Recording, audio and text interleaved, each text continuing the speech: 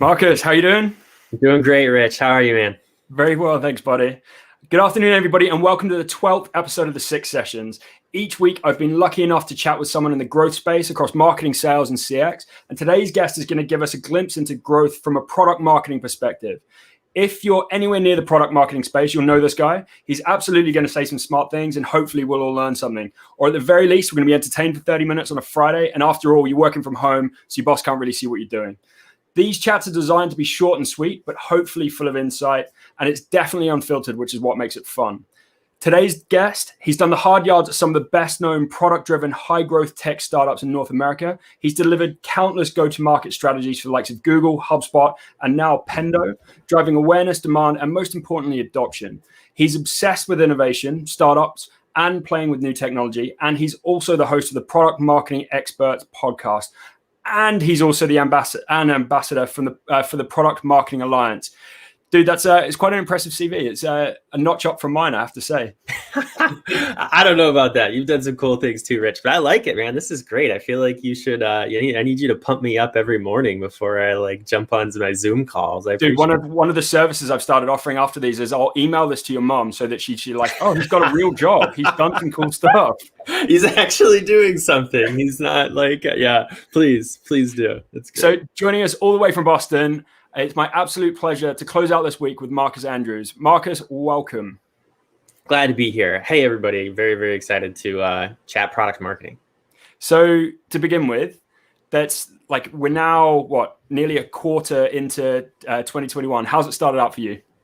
Yeah, so it's, been a wild ride. 2020 and into 2021. I mean, 2020 was obviously a crazy year, but made it through it. There's still a lot of challenges, obviously. But I mean, for me, really, the beginning of 2021 is starting Pendo. So, I took some time off in December, which was awesome, in between HubSpot and Pendo, and now just really getting into totally new company, totally new space, new persona I'm familiar with, but just really, really excited for it, and pumped to be on a new adventure. So that's really what I'm up to in 2021. Lots of good stuff still happening with the podcast, and everything. Lucky to be in a pretty good situation through all of this. But yeah, that's where I'm at. So let me get this straight. You were like, pandemic and elections and having like a 1-year-old kid wasn't crazy enough. You're like, fuck it, I'm going to change my job as well. What do you think? When you say it that way, it is totally true, man. Because the last couple of months, I haven't heard news about the president in the States for weeks, and it's just amazing, right? We don't have to think about it all the fucking time anymore, and it's so nice. But yeah, November, December were wild, and yeah, that was right when in December is when I made the decision, and so yeah, it's a lot, but Pendo was really a no-brainer. I think it didn't seem risky or scary to me at all. I mean, I'm still into it, but I think when and especially when there's so many good things and signals about a company, I think it wasn't too scary. I know. I mean, you've obviously got that excitement of something new as well, a new challenge, and not that there weren't challenges and exciting stuff to do at HubSpot, because obviously HubSpot's releasing stuff all the time and doing some cool stuff. Yeah. But now you've got this new challenge that you've been jumping into. So what is Pendo? What do you guys do?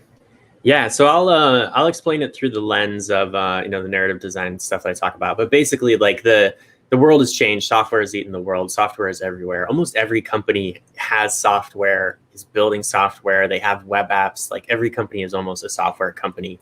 And for the most part, a lot of software is still really, really bad. It's terrible to use. It's hard to look at. Enterprise software is awful at times. It's the difference between, it's trying to build a landing page in HubSpot versus trying to build a landing page in Marketo, right? It's one is a really painful experience, one is a really great experience. And so the companies that are able to build great software that people love, software that people talk about, tools that people tell each other about, tools that your employees adopt, those are the companies that are really going to win, I think, in the next 5 or 10 years. And that's what Pendo helps companies do. They help software teams build software that people love, and they help enterprises adopt digital solutions. So that's a short story. We are really, really hyper focused on product teams and teams using software and really helping them build better things. And so it's great because I've always worked really closely with product teams, and product marketing is obviously kind of focused on this problem of bringing products to market. So it's a really, really nice space for me. And like, what's your role within that mix now? Yeah, so I'm the director of product marketing. So basically working with our product teams and our marketing teams to position our products, to really craft our story, and then to just make sure that we're doing like amazing product driven marketing, and winning market share in our space, increasing revenue, and executing great product launches, executing great go-to-market strategies. And yeah, it's a short story.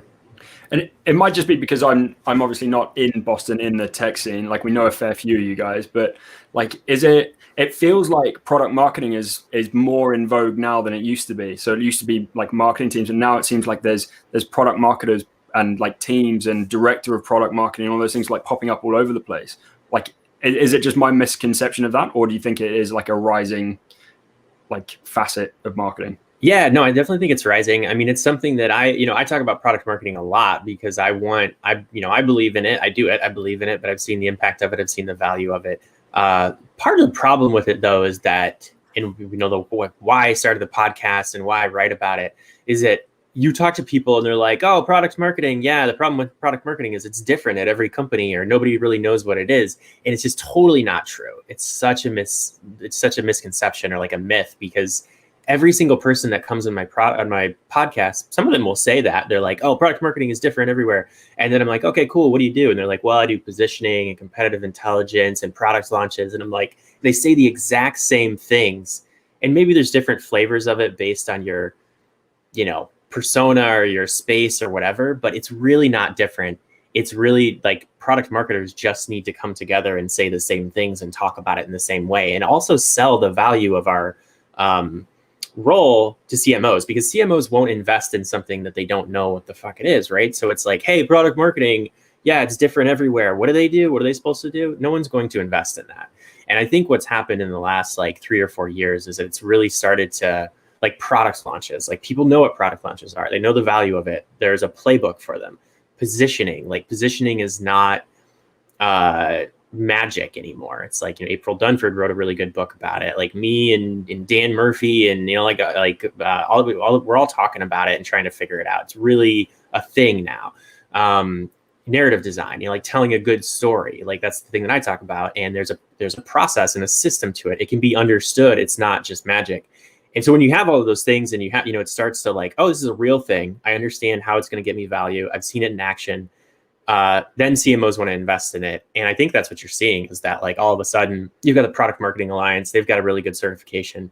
There's just a lot of, it's coalescing into a real, it's been too vague and too like magic. And now it's coming together into something that is like very concrete and understandable and like real. And so that's why I think you're seeing more of it. It's like, oh, people are hiring for it. Directors of product marketing, VPs of product marketing. It might just be because like obviously we had this booked in, and like I'm more kind of tuned into it, and I speak to Dan Murphy loads.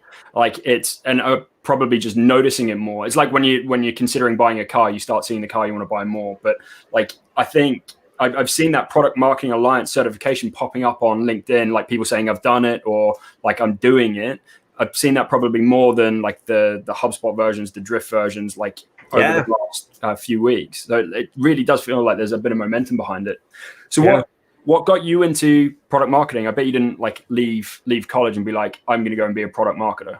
No, I did not. I mean, I was always, I was a PR major, journalism minor, and I worked at a PR major or PR agency straight out of college. And I was like, I was okay at it. I wasn't great at it, but I gravitated towards the, the social media projects, the technology projects, like whatever they were. And I saw like that was a better fit for me, but I really wasn't good at this whole like agency thing. And then I went and I joined a technology company, joined this startup in San Francisco called Wildfire. And that's when I moved into tech, and I'm like, oh, this is great. Like, this is way more my style. It's super fast paced. It's really ambiguous. They just want people who can come in and make an impact and figure things out that was a really good fit for me. I was working in the services team, but I had this kind of like marketing agency background, really wanted to move into marketing. But I also just saw that like technology companies, the best technology companies are product driven, like their product is what is at the heart of the thing that they make is important to everything that they sell. I worked at this startup that was really sales driven. And then I went and worked at Google, and I kind of got that picture. It's like, look, the best companies, the companies that are going to last for 10 years and are going to blow up, are all going to be product driven. That's how Google operates. And so I said, all right, cool. I love marketing. I don't want to be a product manager. I'm not into APIs and building requirements and whatever. I want to do marketing, but I want to be close to the product. And so that was my first kind of like, all right, this is interesting. And then I started to see, and then I was like, what are all the things that I really like to do? I was working in a value selling role and like a sales enablement role. And there was at the company, there was really no product marketers. And so there's no one to like turn the products into a deck that the sales team could use. A lot of these basic product marketing stuff that I just really gravitated towards, really loved. So I kind of took those two things and I'm like, what is this? Like, what am I doing? This is the role that I want to have. And then I just kind of figured out that that's product marketing. So then I made a move inside of Google to get closer to product marketing teams. I was in this go-to-market solutions role, which is essentially product marketing for our AdWords sales team. And then I moved to HubSpot to join the product marketing team.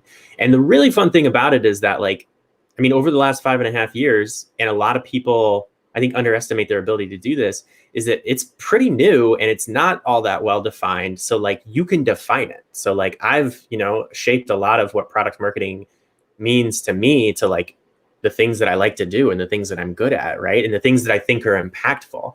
And you do have that ability when you come into an organization with product marketing, is that you can really shape it. So yeah, that's kind of how and why I got into it. So that ability to shape your role though. So do you reckon that's dependent on having the right kind of line manager, the right CMO that you're working with, who is responsive and willing to let you run with that path? For sure. Yeah. I think that's really important. I mean, at technology, the companies I've worked at, there's still, even HubSpot, which is big, there's so many problems and there's so many different ways to solve it. And I think the companies like HubSpot and Pendo both very much value autonomy and responsibility and being able to go figure it out. So that wasn't ever really a question. I think sometimes people are like, what are you doing? How are you going to solve this? Right. It's you'll get questions, but I think as long as the results, the ends justify the means, right? It's as long as the results are great, I don't think people mind too much how the sausage is made. You know what I'm saying? How do you, whenever I speak to product marketers, and I know Dan waxes lyrical about it as well, and I've chatted to Justin Gracie over at HubSpot as well, and it's always, you've got to have access to that product team, right? So if you're too detached from the product team, it's never really going to work. You might as well just be writing kind of blog posts about it. It's not great. Yeah. So how do you convince a CTO to let you have some of his the developers' time, or the product people's time? Because obviously if they're chatting to you, they've not got fingers on keyboards and kind of bashing the product out. Yeah. So, I mean, it's never been a problem for me, but I think I've worked at companies that get it. But I could see how it would be a problem. But I mean, HubSpot's very marketing and story driven, right? But I think the best product teams know that you can't just build product, ship it, and expect. You can't just build it and they will come, right? You don't I write the code, I get the requirement, I talk to customers, I get the requirements, I write the code, and then everything works. That's not how it happens. You have to have sellers who can sell it.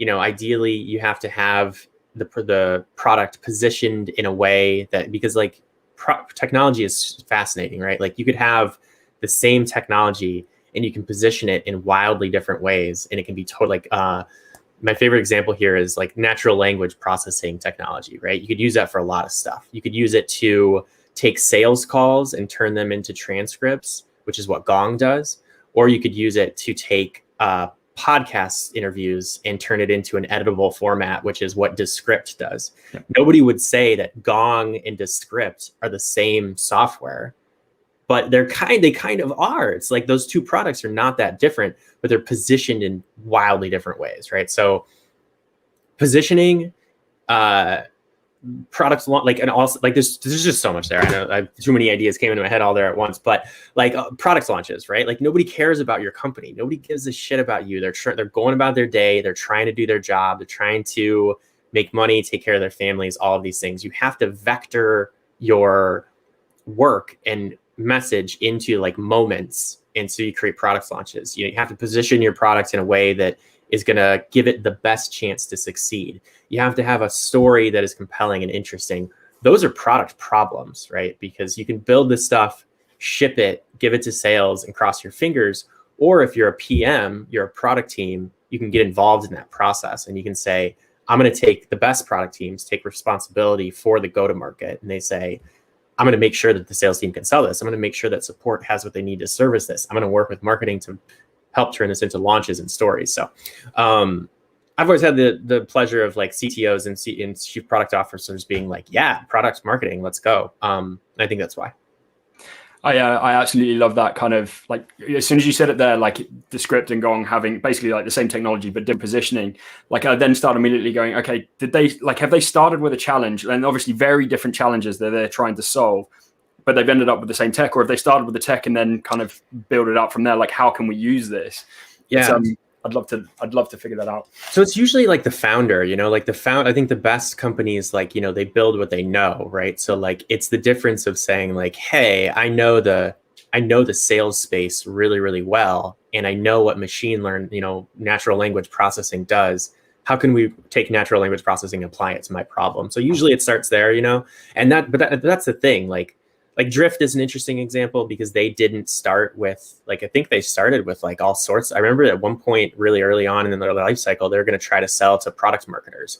And then they, they went through this like very, there was this point in time where their product was like, just like, like this primordial ooze. It didn't do anything. It wasn't for anyone, but there was something there. And then they went through this positioning process to figure out that, they build conversational marketing, like, chat solutions for sales and marketing teams. But usually there's like something, there's like a thesis, or it's early. It's like, look, natural language processing sales teams, we're going to put these two things together. And then I think working with product marketers, people who understand the market, to figure out, to sharpen that, from like a dull blade into like into something that can really cut is the thing. Because a lot of the time technology companies, they come out and they're just like, they don't have a point of view. They don't have an identity. They're like, yeah, you could use us for anything. Like like they don't say who they are and why and who they're for. And that really hurts your chances to succeed. So I think that's the positioning process, I think, is always it really starts with product teams. And then product marketing really helps, sharpen it and define it and make it interesting.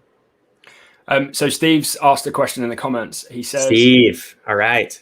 He's interested in your thoughts on the opinion of Play Bigger authors that the most successful companies didn't necessarily have the best products, often the poorer, but they had the products that customers most quickly understood. Yeah, I mean, I love Play Bigger. Christopher Lochhead, yeah, I mean, he's brilliant. He's on LinkedIn and Twitter too, like doing his thing. You can talk to him. He's awesome. But yeah, Play Bigger is an amazing book. I think it's really sharp. I mean, I think I totally agree with it. Like you have to.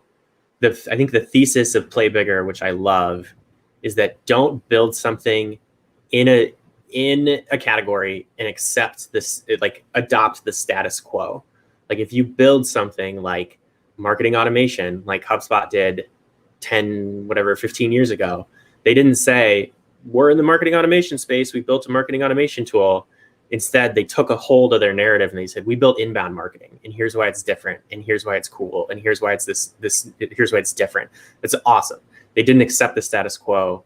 They designed their own narrative. So I love that. I think every company should do that. The thing about Play Bigger that I disagree with is that like they think that everything should be a new category. And to me, it's just like, I think people are burnt. I think 5 years ago, it probably made more sense. But at this point, there's 100 competitors in every single category. And people are burnt out on this whole, like, here's a new category, here's a new category. You can create a new narrative and a new game, and you can tell an interesting story without saying like we're creating a new category. So I disagree with that. I also disagree with you have to have a good product. You can't like having saying like the companies with the worst product are in the better position is bad. That's not good advice. The thing is, it's easier to build products now. It's easy to get VC funding. It's easy to build a good product. There's more engineers, there's better tools. There's a lot of good products. And so the difference between the top 5 products in your space probably isn't much. There's pricing, there's features, and usually it comes down to like what does this person have a specific need or whatever, and then you're going to get into this feature war. You have to be in the top of this product game, but you're not going to win. The best product will not just win, but the worst product will for sure lose. But this is why you need to position your product amazingly. You need to design your narrative. You need to have compelling product launches. You need to build a great brand. Because if you're in that top 5, you have no guarantee of winning. And it is certainly, if you don't care about any of those things, you will lose. So you run a great podcast. So unlike a lot of the guests, I did actually listen to a few of the episodes beforehand. Yes. So I'm well versed. I'm not just chatting shit about it. But so like why start a podcast? There's a lot of podcasts out there. Like, what were you hoping to achieve out of it? Like, what's the goal? So the goal. So it's funny. I was the origin story of it was that I was on pat leave in January of 2020. So it was like right at the beginning of 2020. I was on pat leave. I had a month. It was just me and the baby at home, and it's like a newborn basically, and was doing a lot of just hanging out. And so I was listening to a lot of podcasts, and I was listening to it was Dave Gerhardt and David Cancel talking about podcasts and just like the power of it. And I've always loved podcasts. I've always really wanted to start a podcast. It's not something that I was going to get the opportunity to do through my work at HubSpot, because like we're not just gonna like be firing off podcasts, right? So I thought I should do this because I want to learn it. Like, I want to figure it out. Like, I want to get good at it. Like, and also like marketers, you should be good at marketing yourself, right? Like, if you're a good marketer, you should have the skills to be able to go out and do this stuff and prove it externally, right? And like, that's valuable. And people care about that. You wouldn't trust a skinny chef. You wouldn't trust a skinny chef, right? So, and some people try and do it and they fail at it, and they're like, oh, that's not a marketer you want to hire or work with or whatever. So that was important to me. And then and then I was just thinking about that problem of product marketing and like being frustrated about it, where it's like nobody knows what product marketing is. Everybody thinks it's different. Like, how are we supposed to succeed as a group, as an industry, if we don't come together and like talk about this stuff and define it and make people interested in it, and shine a light on all the cool people and cool work and interesting ideas that people have in product marketing. So that was why I've been thrilled with it. It's been awesome. I found a really good partner for it in ShareBird, Alex Lopez, so I didn't want to do it all myself. I wanted to, my original idea was like, ShareBird.com is this really cool website with all of these AMAs that product marketers do. And I'm like, they're doing AMAs on the website. I'm like, just take the people who do the AMAs, and then that's your funnel for your podcast. So you don't have to worry about like booking people or whatever. They do an AMA, they get introduced to Marcus interviews them, and then it's like, boom, boom, boom. Cause I don't have a lot of time for this stuff. Right. So I was trying to think of like, who's a partner who can help with distribution, who can help with booking, who I like, who are good people. Is that really worked out? So I think starting a podcast was easier in some ways, harder in other ways. Definitely took a ton of time at first.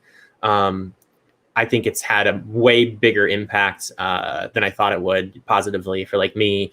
The thing I would recommend is that if you can find a partner, because like doing it by yourself is kind of lonely and less fun. And like, plus you don't need to do all the work, right? Like you could like, I went to this, ShareBird was like pumped. They're like, yeah, absolutely. And now they do the editing and they do the booking, and like they sold some ad space, and like I didn't worry about any of that, and because I just want to create, right? I just want to interview people. I just want to do the fun part. And they've made all that really easy, so they're an awesome partner. So I started one with a guy called Joe Glover, who runs the marketing meetup over here in the UK, and we just started in the first lockdown, and it was just a way of us just chatting shit for like an hour a week, and just like it was something that the two of us could come together, just chat, and just it was kind of a nice bit of respite. And actually, it's one of those things that is like, it's the highlight of the week because it's something detached from what it is, but you get to talk to somebody about something you're passionate about. And the reason I love doing these as well is like because they're an interview series effectively, and it's basically a podcast, but obviously it's live and we've got some comments and obviously video as well. So pretty much nothing like a podcast, but I get to like chat to people who like I find interesting and have decent conversations. So like the power of them, like there's definitely marketing power there, but I enjoy the process as much as the outcome. Yeah, same. I enjoy the process too, and it's also like it's fun. Like I mean, if you hit me up and were like, hey, you know, Marcus, I just want to chat and talk, I would totally be down, right? But when you're like, hey, you know, I got this show, we're gonna chat, it's gonna go out to all these people, we're gonna turn it into a marketing asset, like that's even cooler for me and for you too, right? It's like that was another thing where I'm like, I want to talk to more product marketers and I want to learn from people. And like, I want mentors, but I don't want to like, you know, have a sit down mentor that I'm like chasing around. And so you start a podcast and like, you learn so damn much from all these people. That's been probably the most valuable part of it.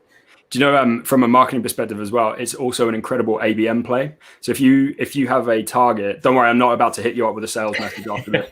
If you have like a sales prospect and you invite them onto a podcast, it's very difficult for people to say no in terms of like they like talking about what they do, and it's something that you can engage them in a funnel quite good. So, and somebody just said that they're a fan of the podcast, so thank you very much. Nice. So for you, what does a good product launch look like? Yeah, so good product launch, I think, let me see what I wrote down a smarter answer than I'll give off the cuff, but so I think there's really three big things. One is that like, you know, the why do a product launch in the first place? It's because you want to vector all of your efforts into one moment in time. I mentioned this earlier, but like people don't care about you. It's a good thing to accept as a marketer. So if you have all of these like, you know, little things happening all the time, they're easy to ignore because like people are smart. Like we're constantly trying to ignore all the noise and we're looking for signal. So it's like we're bombarded with messages all day long, and there's like brain science that explains this. And then you were looking for like little signals and cues that say, oh, that's important. I should pay attention to it. I should listen to it. And when you take all your effort and you put it into a single push, and so it's like the product team, the marketing team, the sales team, all working together, all pushing. You can be louder, you can be bigger, you can be more personal, and you're going to capture more attention. It has outsized impact. So I think that is one. Like, can you capture? Did you effectively capture attention with it?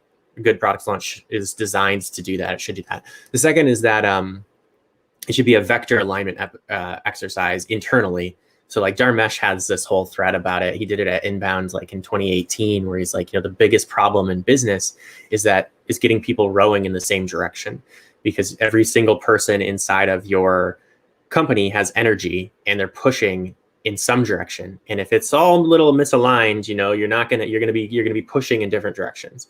But if everybody is focused on the same thing, they push in the same direction, boom, outsized impact, right? And product launch is a device that helps people do that. Product is building this thing. They have a deadline. They have to get it done by a certain time because marketing has built a plan around it and that they've educated sales on, and everybody is using same direction. So like if you have a good product launch and it's missing that, it's only the marketing team working on it. Product couldn't care less. Sales doesn't know what it is. That's not a good product launch. You want everybody involved. And then the third is just like, you know, have it tied to product adoption and revenue goals, right? So like this thing should make money in a very clear way. What's your best product launch? Service Hub back in, I forget now, but that's my favorite product launch. You know, that was just a crazy one. I mean, HubSpot's such a big machine. And so trying to get it, trying to do that inside of HubSpot and get sales, marketing, and product all aligned in the same direction is a massive task. Wasn't just me working on it, obviously. I worked with, we had a really nice team focused on that one. So I worked with Mike Redboard and Dave Barron and Sheila and product. And we had a really good group. Halligan was super involved in it. And we did it. You know, we did that thing. We created a moment in time where we made everybody care. We had a really amazing narrative to supply air cover for it, which was the flywheel. That the flywheel came out that year, and Service Hub was like the missing piece for the flywheel. That was probably the best part of it. And yeah, it was just a massive launch that really did all of those things, captured people's attention, great vector alignment internally, massive impact on revenue and adoption. It was super hard and super painful at times, and took a long time and took a lot of blood, sweat, and tears, but it was my favorite for sure. Ever ballsed up a product launch? Yeah, so this is a good, I don't work at HubSpot anymore, so I can tell the story. But what's funny about Service Hub is that it was, we were going to launch it months earlier, and it was going to launch under a different name. It was going to be called something totally different, and it was going to have the functionality of our conversations tool. So we had all of this like ready to go. There's in a different universe, we launched this thing that was poorly positioned, poorly named, totally incomplete from a product perspective. But we had got the machine up and running, and we're ready to push it out the door. And I was like, hey, we've done all this work. We've gotten here. Like, let's go. And it was just it was the wrong decision. Thankfully, it wasn't my decision. And smarter minds pulled it back and said, no, we need more time. We need to launch this as conversations and reposition what we're thinking about doing with Service Hub. And thank God we did. So, I mean, it's kind of, it didn't turn out to be this bad launch, but we were super close, so it was, it would have finger on the launch button and called back from the edge. Yeah. Yeah. How do you think wider business, so like non-marketing, can support product marketing better? Yeah, it's a good question. I mean, I think, part of product marketing, we're trying to pull all these groups together. So, I mean, I think the thing for product teams is that they should care deeply about their go-to-market, like we were talking about earlier, right? Like, how are you a good product team? How are you a good product manager? How are you a good chief product officer if you don't care about the launch and communication and go-to-market of your products, right? I don't think you can be. Likewise, with sales and marketing, how can you be a good marketer if you don't deeply understand the product that you're selling and the market that you're selling to?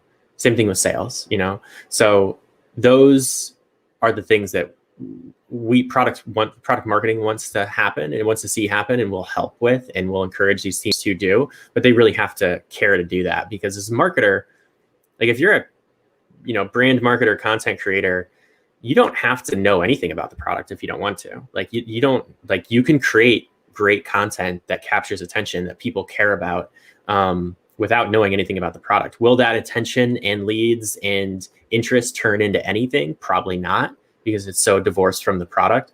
But you can do it. So like that pulling together of all those groups, I think, is really important, and something that teams can do to help product marketing. So Steve has got another corker of a question. Have you had to fight to include emotionally weighted creative in the launches for high consideration products? Do senior management and product teams push for more rational comms, features and benefits, competitor matrix, etc., despite the recent evidence around importance of emotion in B2B?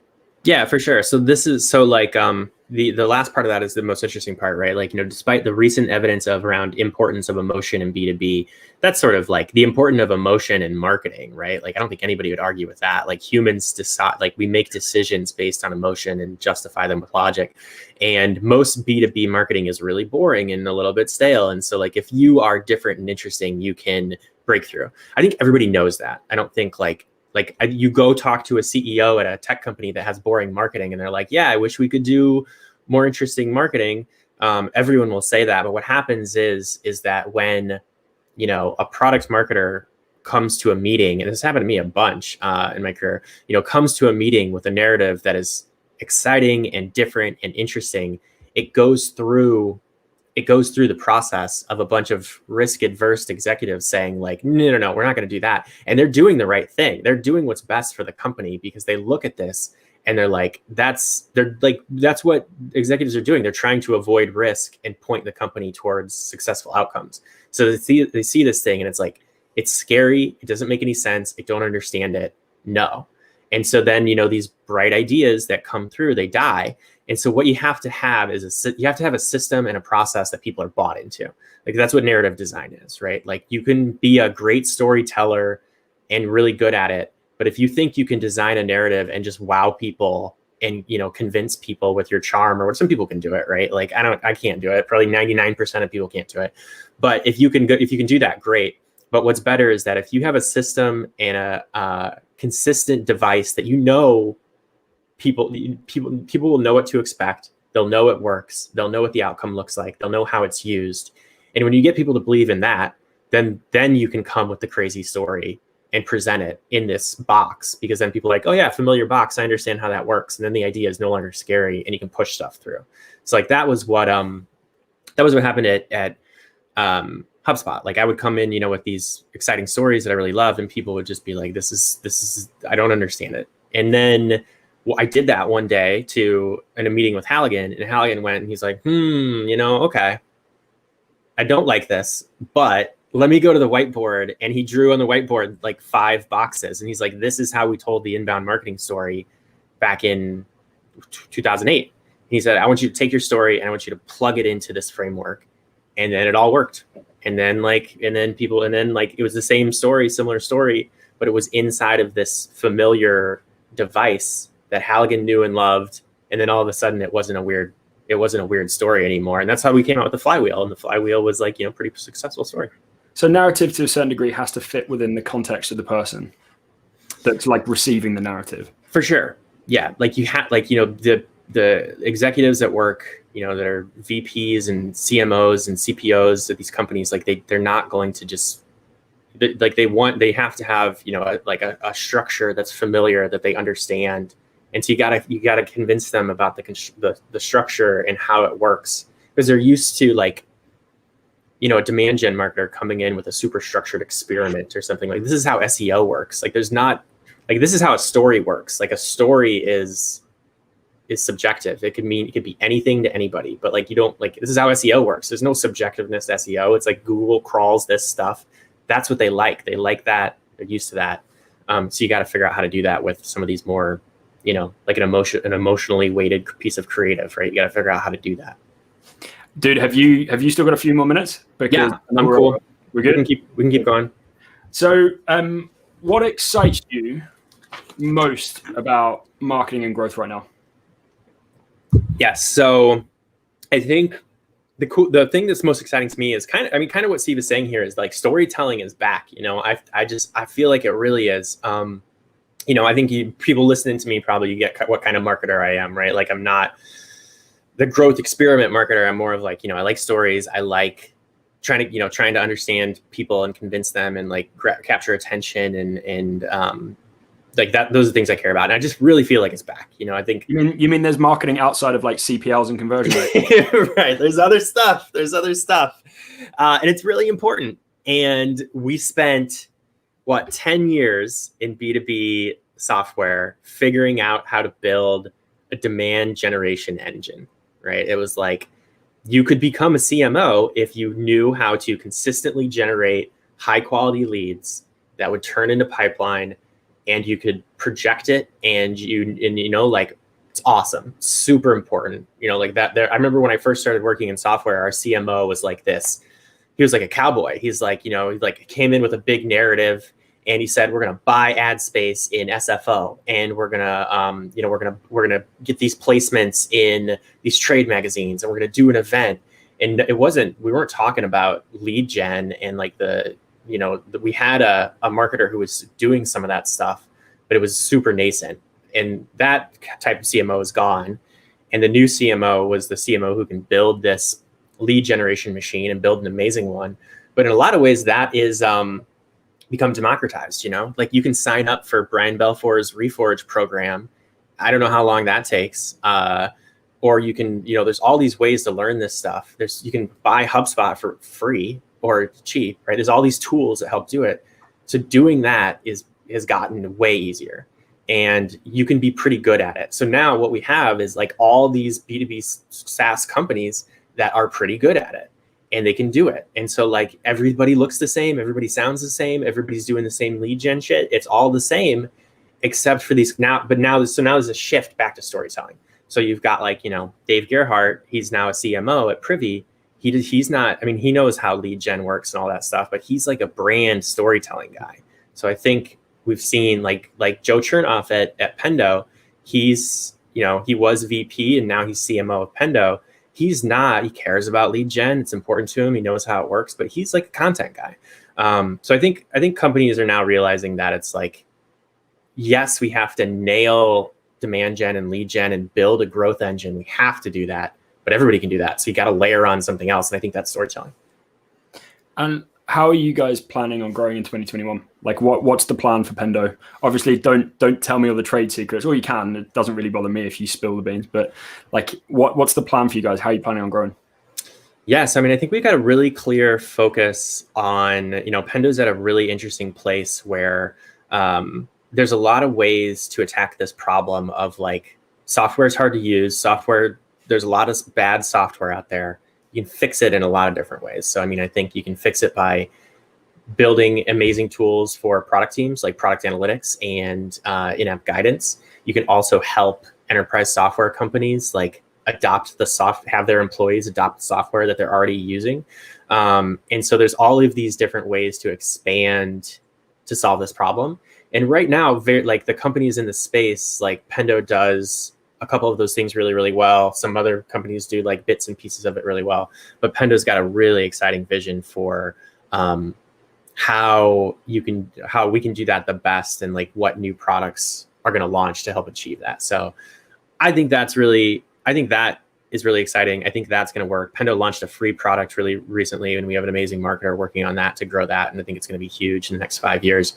So those are like a few of the larger strategies, but I mean, really just, I think, making sure that we have excellent product-driven marketing that is different and people know like who we're for and what we stand for and what we care about, having an excellent product, having a world-class, sales team, making sure that when people come into the funnel, they have an amazing experience. All those things that we know work, I think is really the focus.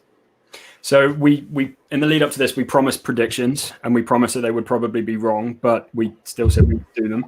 So big top line question, what's next in growth? Where should people be focusing their efforts?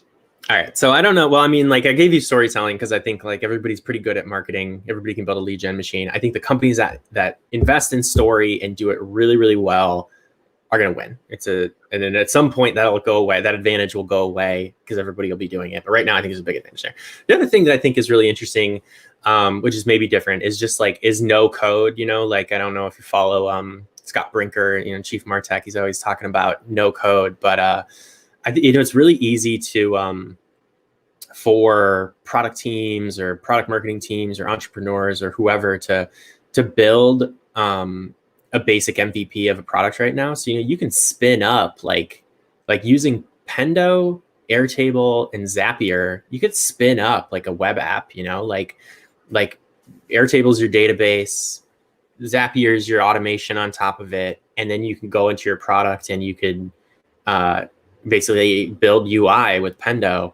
It's really easy to, it's not easy, but I do think it's something that I think product teams are going to do more of. And I saw some of it at HubSpot, where I think that there'll be more MVPs, because a lot of the time, the cost of building an MVP and trying something out, it's really risky for software companies where it's hey, we're going to build our hypothesis. We're going to try as hard as we can to get this right. We're going to build this product and we're going to launch it. And then you launch it and it's not the right thing, or it's wrong. I just think that, it's going to be easier for companies to build MVPs, to build software faster and to test stuff. So I think, I don't know if I don't know if that's even really a marketing answer. That's more like a product answer, but I think that's one thing that's cool that I've seen. That kind of middleware, that platform play. I remember when we first started using Zapier, it must have been maybe 4 or 5 years ago, whenever it was. It blew my mind. I was like, this is, so I can do a little bit of coding in my background, but I only ever learned it as a designer because the developers were telling me we couldn't do stuff. Yeah. So I know a little bit. And as soon as I could point and click different things together, it just opens up this whole world of like what we could turn HubSpot into, and like how we could integrate with different ad platforms and all that kind of stuff. And naturally, like the native stuff catches up eventually. But like that Zapier piece, I think if we were to lose Zapier, it would probably bring down like half of our client functionality. Yeah. So like I agree with you on that side.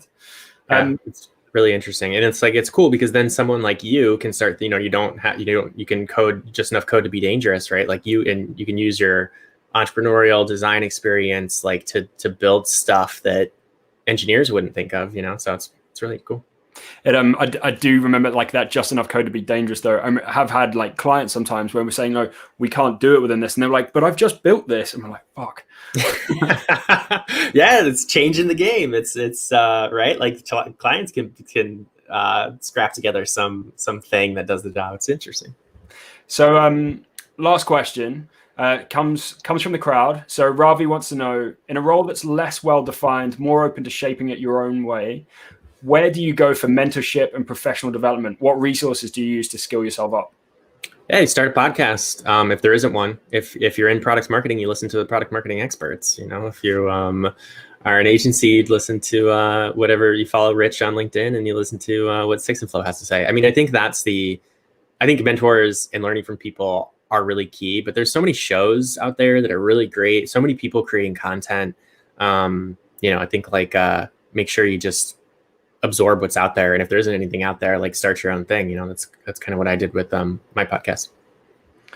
Dude, thanks for being up for doing the 6 sessions with me. It's been a lot of fun. I feel like we could have like continued chatting. I've just noticed there's golf clubs behind you as well, so I think next time we're out in Boston we're gonna have to have a round. Yes. Lockdown sport. Yes, nice. I know I haven't played a lot because the baby and the pandemic and stuff. That'd be great. Come to Boston. We'll get Justin out. We'll hang out post pandemic. Do some golf. That'd be great. I'm in. If anybody wants to follow up with you, how's best for them to connect with you? Yeah, just connect with me on LinkedIn. I love it. When people shoot me messages, but that's the best place to connect there. I share all the product marketing, and whenever there's a new episode of the Product Marketing Experts, I've got a course called Narrative Design. It's a narrative design masterclass I worked on with the PMA that's out. I post about all that stuff on LinkedIn. So just follow me there, connect with me there. I saw someone giving you a very glowing review about they were only 10% the way through and they were loving the course. So it must be good. It was fun. Yeah, that's all I said too. That was Ashley. It's really nice to see people value this stuff for sure. Any parting wisdom to share on Friday afternoon or Friday morning? That's all I got, man. It was good to connect. But this was awesome. I appreciate you asking me to be here. Thanks for joining, everybody. Next week, we have Mike McGraw, a man whose job it is to create growth through content for a whiskey distillery. Your job's cool, Marcus, but I mean, the dude works in whiskey. So it's cooler. Hopefully see you then, everybody.